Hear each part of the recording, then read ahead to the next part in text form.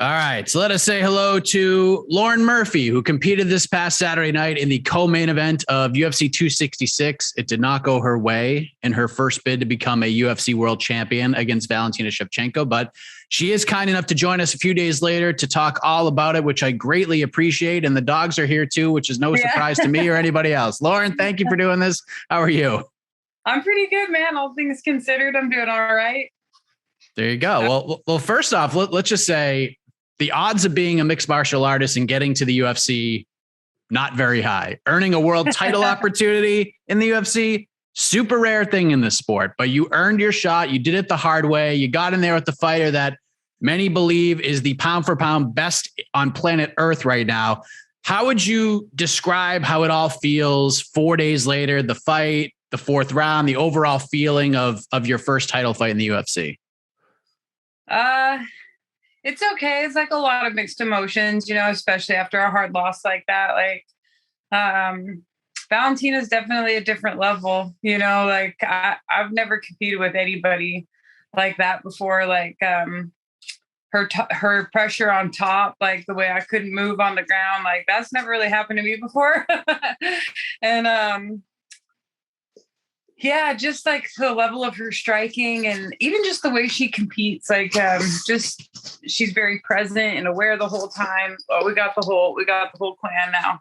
But anyway, she's incredible. It was pretty crazy to be in there with somebody that level, because I've truly never really competed with anybody that level before. And I don't remember the fourth round really. So I guess that's pretty good. And yeah, I mean, it's a bummer to lose. It's always a bummer to lose. And it's the first time I've ever been finished. I think it was a good stoppage. I was pretty out of it by the time the ref pulled her off of me. So yeah, it's definitely like not the outcome we wanted, but to be honest with you, it was pretty cool being in there with a martial artist of her caliber. Like that's pretty cool experience. That must be what it's like when people play one-on-one with Michael Jordan, or like, I don't know, maybe that's how guys felt when they were fighting Khabib or something. Cause it was like, holy shit, like this girl's on another level, Yeah. I mean, it's so much to unpack with what you just said there. I mean, just first off, like fighting for a title, it's different. There's a lot more media, a lot more obligations, a lot more spotlight. It's just a different feeling in this division in particular, because I'm sure, like it doesn't headline a lot of cards. Like women's 125 doesn't headline a lot of cards. Oftentimes, like even bouts featuring top 10 fighters on each side don't even get on a main card. So it's like going from one thing to a whole other extreme, it would seem, especially in this division. But before we get into the fight more specifically, like how did you enjoy the build, the fight week in general last week? It was awesome. I actually always really like fight week. Like it's like, okay, all the hard work is done. Now we get to go have some fun. You get a bunch of attention. Like it's like you can almost breathe that sigh of relief, and like all the rewards that you've been putting off for the whole fight camp are like right around the corner, So that was good. The one thing about fight week I wish I could change really was we got to fight week, and the first day we were there on Tuesday, my head coach tested positive for COVID. So Alex Cisne couldn't be with us all of fight week. He couldn't corner me on fight night. And that was a big deal for us, really. Man, that sucked because, I'd worked with him so closely throughout the camp, and he's the guy that does all the game planning. Like I'm 9-1, I guess, kind of with Alex, but I was 9-0 going into this fight with Alex in my corner. And anyway, I guess that's the one thing that I was really like, fuck. So when we found that out on Tuesday, when he tested positive for COVID, the UFC quarantined him and made him leave the fighter hotel and said he couldn't corner me on Saturday. And so at first we were like thinking maybe we would pull out of the fight, like I was like, I need to have my coach there. Like I need to have my coach there, And I don't know. We just ended up deciding not to. Like I was healthy. I didn't have any injuries. I wasn't, sick. There was like the odds of me showing up to a title fight again at some point, being in that good of health, I think probably weren't very good, And I didn't know if we pulled out of the fight. Like I was like, well, let's play it out. Sorry, the dog just freaked out. If I pull out of the fight, like what would happen? Like probably they'd put Cynthia in because I'm sure Valentina would still want to fight, you know. They'd probably put Cynthia in, and then I'd have to fight another number one contender fight just to get back to the title again. And like it just seemed like too much like we'd been through too much, you know, to call it at that point. But I was pretty bummed that Alex couldn't be there to corner. So like we had gotten it cleared through the commission that he could actually be like in an earpiece in Paris's ear. Paris is the fourth corner guy. And he was just basically coming to warm me up. And so we were like, well, he could watch the fight, like, I guess on mute, you know, like with the commission sitting there that way. Like, anyway, they didn't want any like cheating or anything, but it was like, either let me have my coach or, you know, this can be a big problem. So anyway, he watched the fight on mute, like with the commission sitting there with him, and would talk into Paris's earpiece, but he was on like a full minute delay. So we would be in the corner. Yeah. That's crazy. Yeah. And like, he would have something to say, but already the next round would started, you know what I mean? So it was kind of a shit show. Not really the way I like envisioned that happening. Go on, you two, get out of here. They're like roughhousing. Go on. But anyway, that's like the one thing that I really wish could have, I guess, gone differently, because he was important in the corner. And then Joe kind of had to do two jobs. And Alex is a really good striker. He's a good striking coach. And so anything that was happening on the feet between Valentina and I, Joe felt a little lost. Like Joe felt like he didn't have the experience to like guide me through that, you know. And Bob Perez was still there, but Bob's just giving me the basics, like, you know, keep your foot on the outside, circle to the left, keep your hands up, you know. So anyway, everything else was good though. The media was fun. It was a cool buildup. Like Valentina's a cool chick. She wasn't shitty at all during the week or even after the fight. Like she was really cool after the fight. So yeah, everything else I would give the weekend probably like a 6 out of 10. Like didn't enjoy getting finished very much. And I really wish my coach could have been there. But other than that, everything was pretty good. That's wild. Like how close were you guys from just saying, nah, like we'll just wait. Like, was it close? Would you say like on a scale of 1 to 10, did you get to like a 6 or that other side? Oh, for sure. Yeah. Like the first day it happened. So Tuesday we got there, and that's when we found out Alex had COVID. And so I called, my manager was staying in the hotel with us, Lou DeBono. And so we all sat down and talked as a team, like, do we want to go forward with our, you know, that's my head coach. Like Derek Lewis wouldn't fight without Bob Perez in his corner. I was like, dude, would Valentina fight if like Pavel fucking tested for COVID, you know, like, I don't know. It was a hard choice to make, but yeah, we were close to just calling the fight, really pretty close. And I slept on it. I was like, let me sleep on it for a day and see where we're at, like Wednesday morning. And I just felt like I had to do it. Like I didn't know what the reaction would be if I pulled out of the fight the week of the fight. I was sure Valentina still wanted to fight. I didn't know if I was going to get another title shot. I didn't know if I would still ever be like, I didn't know if the UFC might pull me and they'd be like, well, that's fine. We'll pull you. You don't have to fight. But in order to fight Valentina, you're going to have to win another contendership fight. And I was kind of like, okay, well, then we don't know. We might not be back here for another year. So, and then of course, in hindsight, I'm like, yeah, we should have done that. You know, but in the moment, you just don't know. And I was like, you know, I just think this is the right choice to make. You know, I just, you know, in the moment, you just don't know. But yeah, we were pretty close to just won the fight altogether.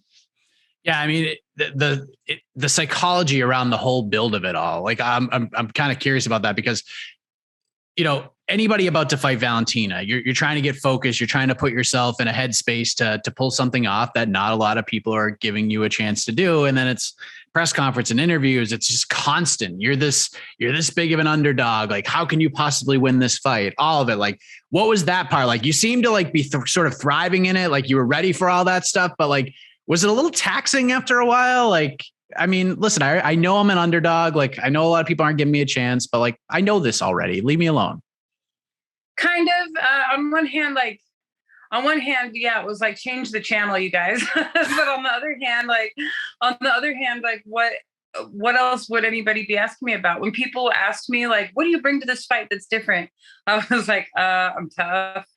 you know. But I don't have like an elite world kickboxing background, you know, like I have a pretty elite jujitsu background, but it's not like Mackenzie Dern or something, you know what I mean? So like, yeah, I was like, honestly, I just didn't really know what to tell people because it's like, I don't know, I'm tough. I think I'm tougher than any of these girls she's fought. I think I have a better team. I think I have a better game plan. And then it was like, the head coach like couldn't be there anyway. And then honestly, we got into the fight in the first round, one of the first exchanges. Valentina cracked me with a right hook, I think. And I remember thinking like, I'm not going to be tough through that. Like, that's going to hurt me, you know? I remember thinking like, nope, being tough was a bad idea. It was a bad game plan. That's so wild. Like, so you knew like right away after that first right hand, you're like, oh boy, this is this could get rough. Yeah, because I could like, first of all, I couldn't see it. Like I couldn't see it coming at me. And that's a big problem, you know. It's like if you get hit by a strike, you see, that's one thing, but for it to come out of nowhere, that was something else really. I felt like I was really well prepared for like all her spinning attacks. I felt like I was well prepared for her left kick. Yeah, like her big left kick that she likes. I felt like we had prepared really well for that. And so that kind of stuff wasn't hurting me, but yeah, that right hook hurt me and it hurt me early. And so I got pretty timid. I didn't really want to like, you know, get in there and mix it up. I remember at one point I went to go do something with my jab and I kind of extended it. And Valentina, it was in like the second or third round, Valentina kind of moved her head and ducked and she was like looking right at me. And she had this look on her face like she just couldn't wait for me to fucking throw it because like she had a really good counter plan, you know? And so the look on her face was like, yeah, do it. And man, I said, nope, I put that hand right back. I said, never mind. You know? I mean, you are handling this like a champ, Lauren. I gotta tell you. It was wild. And I think I did a good job staying calm and like, you know, I did things to the best of my ability, but I'd be lying if I said it didn't get in my head a little bit that Alex wasn't there. You know, it was kind of a shit show, trying to include him via fucking phone or FaceTime or whatever. Like we got it cleared through the commission. Like, can my coach be on a fucking earbud? You know, we'll do the best we can. And the commission was like, yeah, that's fine. And then we got to the arena and the UFC came back to the locker room. They said, no, that's not fine. You can't do that. Like, you can't have your coach on a fucking earpiece while, you know, you guys are in the corner. But then we're at the arena, like I was warming up. And so Joe was like freaking out. He's like, hey, man, we agreed to do this fight because you guys said that, you know, her coach could electronically be in the corner. You know what I mean? Like, this is a big fight. And so, he kind of talked him into it. And that's how Alex ended up watching the fight on mute with the commission, like watching him, which is like, he got expelled from fucking Fight Week due to COVID, but it's okay for him to be around all the commissioners, I guess, to watch the fight electronically. Anyway, then he was on this, like, at least a 40 to 60 second delay. So there was one point in the corner where Joe would say something to me and then he would look at Paris and Paris was supposed to just repeat whatever Alex had said, you know, telephonically. And Alex was on such a delay, he didn't even know we were sitting in the corner. He didn't even know that we were all together. And so he didn't have anything to really relay to Paris. And Paris was like, I got nothing. So Joe just kind of skipped him and went to Bob, you know? And like, yeah, it was just, it just ended up being kind of a shit show. I guess, you know, looking back, it's so easy to say, oh, we should have just pulled out of the fight or we should have, you know what I wish? I didn't know that Aljo was going to pull out of his fight in October. And if I had known that Aljo was going to do that, then I would have asked the UFC to move us to Abu Dhabi in October. I would have, you know, because I would have been like, it's at least worth a shot. And maybe they would have said no because they really want to set up that interim fight. And like, now it's cool. Like they got Sandhagen and Jan fighting for an interim or whatever. But I would have at least shot my shot and been like, hey, my coach can't be here. Like whatever, he's got COVID. Can we move the fucking fight a month? You know, I don't know if Valentina would have gone for it. I think it would have been up to her really, but maybe. Yeah, that was the first part of my Saturday, trying to work all that out, the whole Aljo situation. I was like, it was like my head was spinning. It was like being in there with, like, you probably felt like being in there with Valentina. I was just like, how do I handle all of this? So much information. This is so crazy. It's interesting to hear the whole coaches aspect. So clearly this wasn't tested ahead of time, the whole earpiece thing, because it would have been, how could you, like, how do you know, like when the broadcast and stuff like that? Cause like I was watching in my office on ESPN Plus, but like some people were watching it and were ahead of me, and I was literally on the same site as everybody else with some people. So it's crazy. So clearly this was not tested ahead of time. No, and we kind of expected like a 7-second delay. Like I've heard there is that so they can bleep out like swear words and stuff.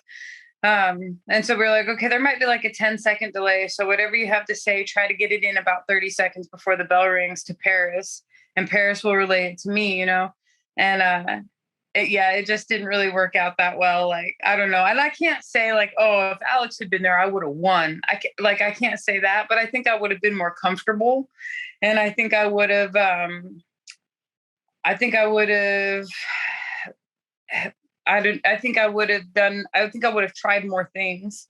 You know what I mean? I'm really comfortable in the corner asking Alex questions. Like I'll ask him stuff and he'll, you know, that I'm wondering about. And I don't know. I think I just felt bad that DC, I guess, got on Joe's case so bad. I haven't watched the fight or like heard what DC said, but a couple people messaged me or like called us and said that like DC was like ragging on Joe. And I feel bad about it because it's like DC didn't even fucking realize that we only had 3 corners in there that night. Like DC didn't even realize that our 4th corner was gone and that that's the head guy and that that's the guy that was going to like be the sounding board for what was going on with Valentina, you know, and suddenly we lost like a major leg to the table that was like the support for this fight. And so anyway, Joe was trying to do 2 jobs at once, and Joe knows that one of the things I like the most about Alex is how calm he stays in the corner. He doesn't get all fucking like riled up and you got to do this, you got to do that. Like Alex stays real calm. I think Joe was just trying to emulate that, you know? So. Yeah. Cause that was one of the big things, you know, with the broadcast, because like because my role on Saturday was I was like the play-by-play guy on our Twitter account. So like, I can't really hone in on everything that's being said. So I'm sitting there just like trying to watch and type like what the hell's going on in the fights. And like some of especially the main event, I'm like, how the hell am I supposed to keep up with these 2 crazy people? It's almost impossible to do. So I didn't even notice there was somebody missing from the corner. And I don't even think it was even mentioned on the broadcast. But one of the things that was talked about on the broadcast, like you said, was DC and in the corner stuff, because especially in sports, like some people need positivity to motivate them. Like when I played sports, I reacted more to Mike, you suck, you F that up. Like you were terrible. You cost us the game. Like that, like that got me riled up, but it's not like that for everybody. Like obviously DC didn't agree with the way things are being handled and all that stuff, but like, will you go back and watch just to see what he said? Or do you just not even care? Cause you heard enough from other people. Like, is it even worth your time to even hear what DC had to say? Well, I hope it's not as bad as what people were saying. People were pretty riled up about it. And what were they saying? That DC was like just ragging on Joe super bad, and that it was like almost insulting. Like I guess he made Joe sound like amateur hour. Like, I don't know really, because I haven't gone back and watched it. So I hope it's not as bad as like what's in my imagination, you know, but I don't know. I think like, it's like, man, fucking DC doesn't know though. So like Joe probably was trying to keep me from getting discouraged, you know, like, and it's easy with a fighter like Valentina to get really discouraged. And like, truth be told, I was discouraged, you know, all this stuff with my coach. And then like going in there, that first exchange, I was like, okay, like I can't take too many of those fucking strikes. Like that was crazy, you know? And so it made me timid. And then in the second round, I put her on the cage and like, I couldn't move her at all. I couldn't move her legs. Like, and it's just like, you know, my confidence was just getting chipped away. And I think Joe was really trying to, in that moment, just make sure that my confidence didn't get totally blown out, you know, like that, you know, you still feel good enough to try to make some things happen. And it's hard to convey all that in 1 minute. And then we were all trying to like compensate for this fact that our coach had been like pulled out from under us basically. And he and Joe feed off each other really well in the corner. So anyway, I think that was a big hurdle that we had. And I tried hard to overcome it. Like I tried to tell myself, like, this is the kind of stress champions deal with. Like, if you're going to be a champion, you have to deal with this kind of stress. You have to deal with it well. And like, this is an opportunity to practice doing that. And I'd be lying, man, if I said it wasn't tough though. I think we all tried our best to handle it with grace and dignity and make the best out of a shitty situation. But it was a pretty shitty situation. And yeah. I hope that next time I fight for the title, it goes differently. Yeah, hopefully all the coaches are in time. So when kind of going back to the coach thing, when you found out that your coach tested positive, because I mean, as little as probably like 2 or 3 months ago, if a coach tested positive, like the fighter is out. Like if one person from the team, they usually just err on the side of caution. We pull everybody. Was that talked about at all, or did they kind of change protocol on that, at least to your knowledge? They changed protocol on it. And I know like the same thing happened to Sarah Alpar last weekend, like the weekend before, like her coach tested positive. And so I think she went out there with just her training partner, really just had like one corner. And so I knew they would probably keep the fight. But yeah, I was pretty disappointed because it's like they were like, well, were you sitting next to him on the plane? I said, no. And they said, are you having any symptoms? I said, no, I'm not having any symptoms. I already had COVID, earlier this year. And they were like, okay, good. And I'm like, yeah, great. Perfect. Like, I know you said, wait a minute. Wait a minute. Dude, I'd be lying. I was like, man, I once it was decided, like, okay, we have to fucking do it because otherwise we might lose our title shot, and the truth is I did feel healthy. Like I didn't have any major injuries. I had a good weight cut in front of me. Like, the odds of that I haven't shown up this healthy to a fight in like years, And so we kind of had to take that into consideration. And like, anyway, yeah, I'd be lying though if I wasn't like, come on, Valentina, like maybe somebody in her camp will test positive or like, like maybe she'll like, I don't know, get pregnant or something will happen like where the fight could just get postponed, because I did really want him there. And it was like, man, it was hard because it was like, if I win, he deserves to be there, And so that thought was in my head too. It's like, even if you do pull off this miraculous upset and you win this fight, like then the head guy, the guy that got you to this point, the guy that's had your back, for this whole time, he's not even going to be there to celebrate with you or what, So yeah, it was difficult. So you're back home in Houston. I mean, how was the rest of your Saturday night? Like the fight ends, you said you don't even really remember the 4th round. No nonsense. Yeah. Keith Peterson stops it. First time you'd ever been finished. You kind of had to like accept all of that. Like what was the rest of the night like? Did you just kind of like relax or like what did you have to do the rest of the way or end up doing the rest of the way? Yeah, I was a little out of it. We went to the back and like, did the thing. I cried a little bit and, told my coaches I was sorry. I told Joe and Paris and Bob, like how sorry I was. And, but honestly, it was like, man, what the fuck can you do? Like, I don't know, that she's just way better than me. Like, I don't know. And when you think about it like that, you're like, man, I think we did everything we could. And we had some challenges during the camp too. Like, I was healthy going into the fight, but I did get injured during the camp and had to take a couple weeks off. I did have like an illness during the camp and had to take a couple weeks off. And like, it all came together so that I was healthy before the fight and felt good. I was in good shape. Even with all the stuff that had happened, like with the coach and everything, I felt like I was in a good headspace. So like when I had walked out, I enjoyed the walkout.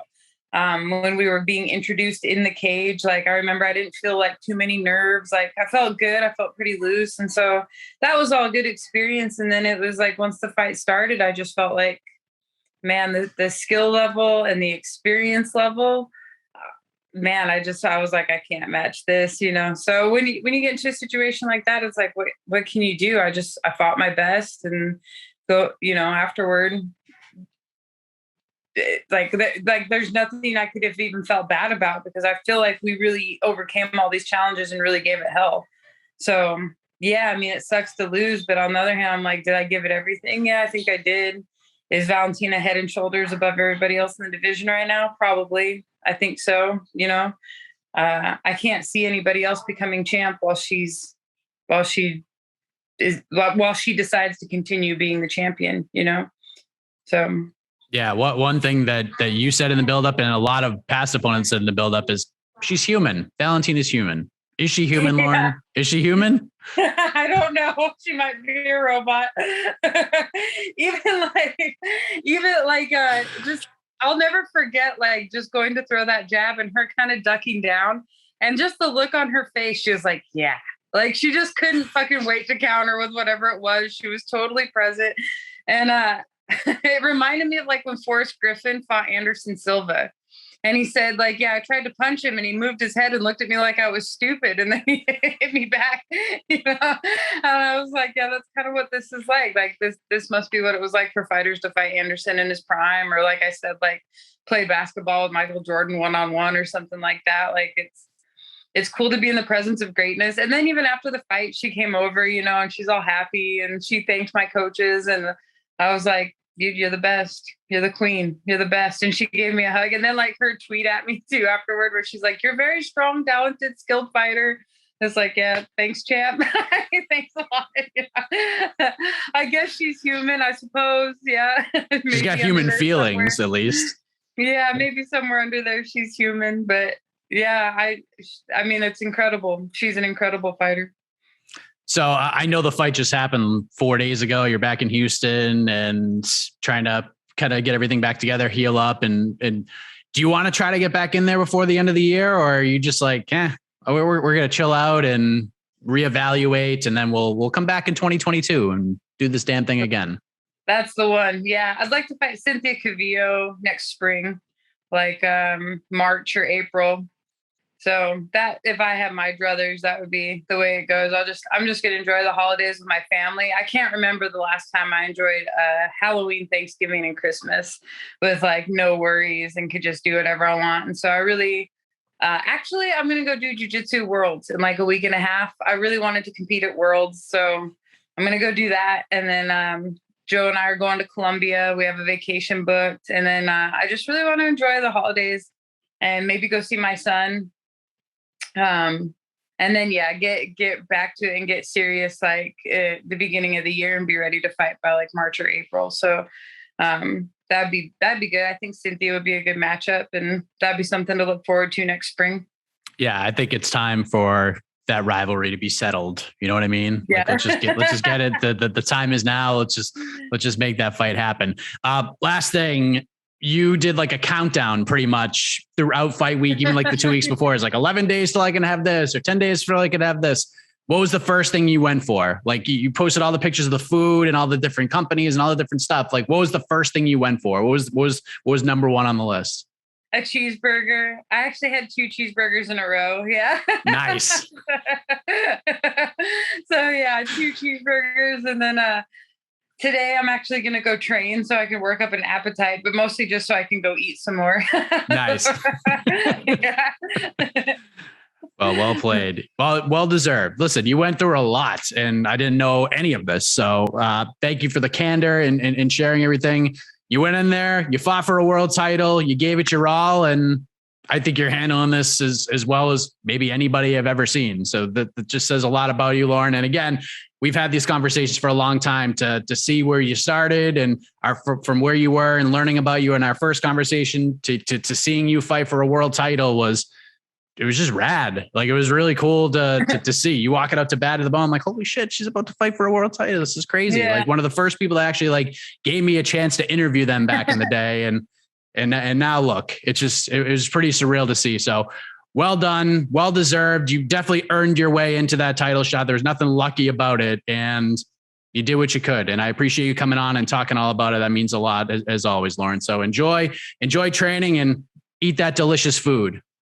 Thanks a lot, man. Yeah. I think you summed it up. It's like, what can you do, man? We went after it and gave it hell. And like, I did the best I could with what I had and did the best I could in the moment. And yeah, we came up short, but that's okay. Like, I think I still have a lot of fun fights in front of me. And, you know, this game is crazy. Sandhagen just got a title shot coming off a loss. And so it's like, who knows? Maybe, who knows? Anything could happen in this sport. So I'm not giving up hope quite yet at like, you know, world championship aspirations, but Maybe for now, maybe for now we'll put them on the back burner and just enjoy some time off. But yeah, it was cool, man. It's cool, and I'll never forget it, and I'm never gonna regret fighting for the title and fighting somebody like Valentina. Like, it is cool, man. I can't even tell you what it's like to be in there with like somebody that caliber and experience greatness like that. It like I'm grateful for it at the end of the day.